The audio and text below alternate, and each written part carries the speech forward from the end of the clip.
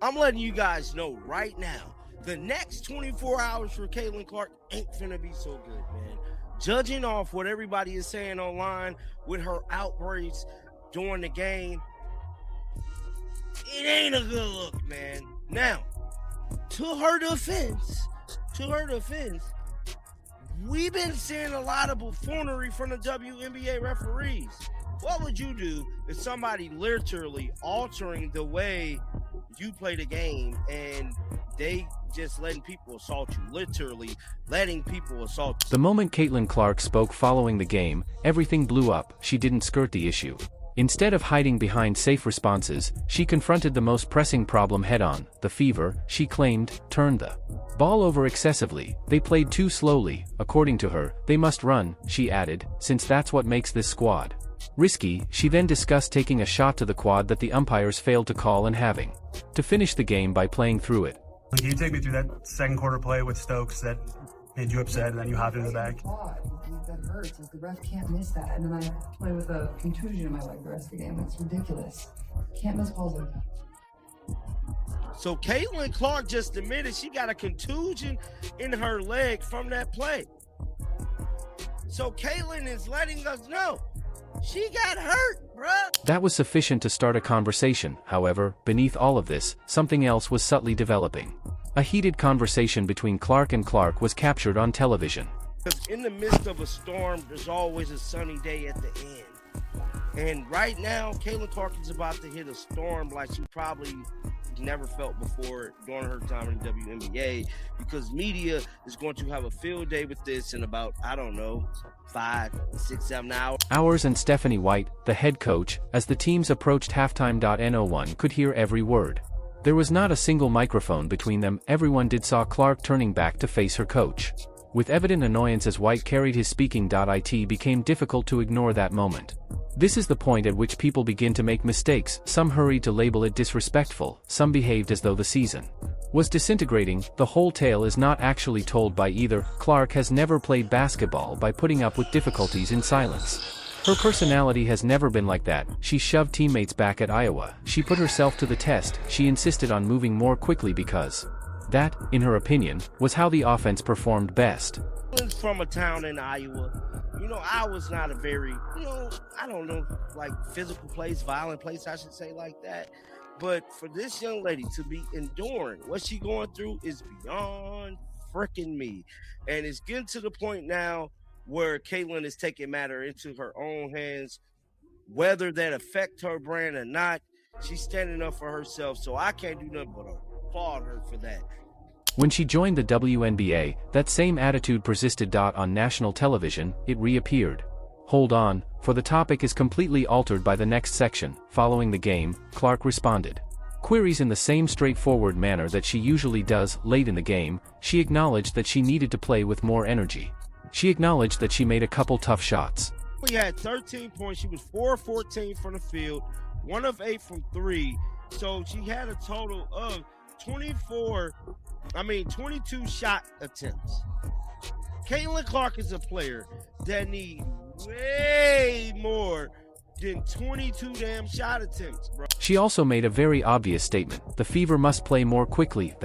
With that being said, Caitlin Clark took it upon herself today to erupt on reporters after this game, and pretty much it was due to these referees. Now, Caitlin is more than likely going to get fined for this, guys. I just got to keep it real. It was difficult to overlook that message. It had nothing to do with individual statistics. Chasing highlights wasn't the goal. It was about playing in a way that, in her opinion, gave Indiana the best chance of winning. Sophie Cunningham then came in the image. Sophie has emerged as one of the most vocal advocates for aggressive basketball. When the game speeds up, she does well. Up, she goes after open areas, she accelerates. Man, I think we had a little bit of too many turnovers. They definitely slowed the pace down, and at the end of the day, we got to play what works for us. We got to keep our pace high. We got to play our defensive schemes, take care of business on the defensive end, get boards, and run. That's what we're good at. We have great people who are awesome in the open court, and so I just think we lacked pace tonight, honestly. She infuses each and every possession with vitality. When two athletes who share similar mindset are seated in the same locker room, the discussion inevitably expands beyond a single halftime argument. All of a sudden, this was not only Roughly one coach.it turned into a discussion on the franchise's overall identity, and believe me, the argument only becomes more awkward. From this point on, point one timeout was never the main point of contention.it concerned two entirely different notions of how basketball should be performed. Structure has always been important to Stephanie White: reduce the speed of the game, reduce errors, place everyone in their proper locations. Execute the offense precisely as planned. That philosophy is perfectly acceptable. The issue arises when your point the guard is 2 passes ahead of everyone else when they view the floor. Creating havoc for defenses has been the foundation of Clark's career. The break had already begun when she snatches a rebound. Before defenders even realize they are open, she spots cutters. Her passes compel teammates to remain vigilant at all times. That approach is effective because it maintains the defense is uneasy. This is when things start to get interesting. Following the match, Clark didn't object to being touched. Minutes were not a point of contention for her. She discussed tempo. That one word kept popping up.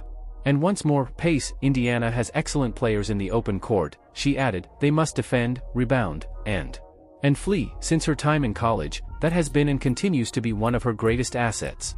Reasons why rival defenses are unable to defeat her. Then there was another remark that went unnoticed by many.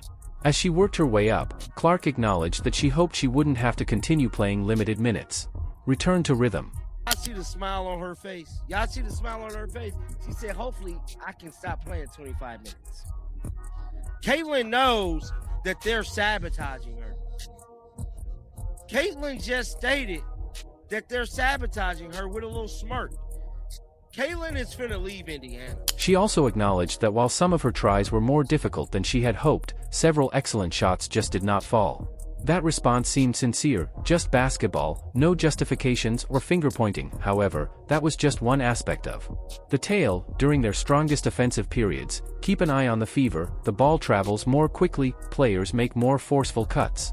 Opportunities for transition seem to emerge out of nowhere. Defenders make even role players appear cleaner all of a sudden. Are concerned that Clark may pull up from way past the three-point line. Everything is altered by that. Sophie Cunningham is aware of the aesthetic. She always has a lot of energy when she plays. She sprints across the floor. She targets weaknesses before defenses can bounce back. Sophie is no longer just a player. When Clark accelerates the pace, she becomes an additional weapon waiting in the vicinity. It's hard to ignore that chemistry. Then something occurred that caused the entire conversation even louder. Once the pace picked up, Indiana appeared much more dangerous for a number of stretches. The offense appeared more liberated, the spacing got better, players appeared more assured while making snap judgments, rather than waiting for the next play call while holding the ball. Does that imply that was the coaching choice incorrect? No, it's never that easy to play basketball. However, it does clarify why Clark keeps coming back to the same idea. This squad, in her opinion, is designed to assault speed, in her opinion, provides opportunities, she thinks hesitancy provides. Defends precisely what they desire. These concepts are currently among the most talked about topics related to the fever. Furthermore, once that discussion begins in a locker room, it typically doesn't end overnight. The events that followed make this story even more difficult to overlook. The peculiar thing is that this discussion continued after the last buzzer went off. In fact, it accelerated. People returned to watch the game once more. They observed the rhythm rather than counting rebounds or points. That conveys a distinct message. After Indiana pushed the ball, the offense felt alive. After a defensive stop, passing lanes opened, defenders had less time to line up. The entire floor appeared larger, and shooters discovered cleaner looks. That's precisely the type of basketball. For years, Clark has preached, but hold on, there's another detail that merits examination. Sophie Cunningham is a natural fit into that fashion. She moves all the time. In transition, she fills the lane. She never hesitates to make sharp cuts or run ahead while Clark is in possession of the ball. Even though they don't often make the highlight reel, those small plays are important. One player does not create a rapid offense. Everyone must make a commitment. Everyone must have faith that the next pass will arrive. Chemistry starts there. Teammates who run the floor have always received rewards from Clark. It occurred during her time in college career, and it is still going strong in Indiana. Highlight passes are easier when teammates move more quickly. Both parties benefit from that partnership. Players who never stop moving are trusted by Clark. Those athletes come to believe that Clark is going to locate them. That self-assurance increases with each new possession. The narrative now takes a different path. After the game, one thing that caught my attention was Clark's refusal to personalize the conversation. Stephanie White was never attacked by her. She never held a teammate accountable. Rather, she continued to bring up the subject. Let's get back to basketball. Run, get rebounds, play defense, and protect the ball. Easy. These concepts are not difficult. They serve as the cornerstone of the style that made her one of the biggest names in women's basketball. Throughout the season, Sophie has reflected that combative attitude with her enthusiasm and readiness to maintain. Attacking rather than slowing down the process. This does not imply that every possession must turn into a quick break. That is not being said by anyone. Astute teams are aware of when to switch to a half-court attack and when to run. The topic of discussion is identity. When the game is at stake, where should Indiana be? Should they play carefully and at a slower pace?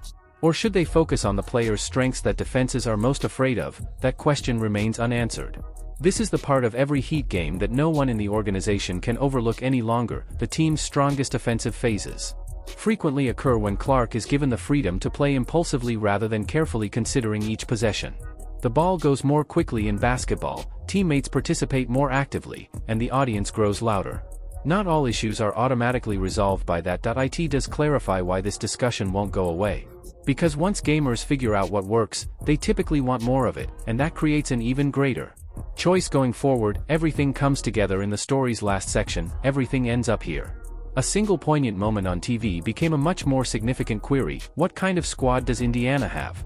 Wish to become? The Fever is not being asked to discard every play in the playbook. N01 is mentioning coaching all of a sudden. Cease to matter. It's a lot easier than that. Use your strongest player's strengths.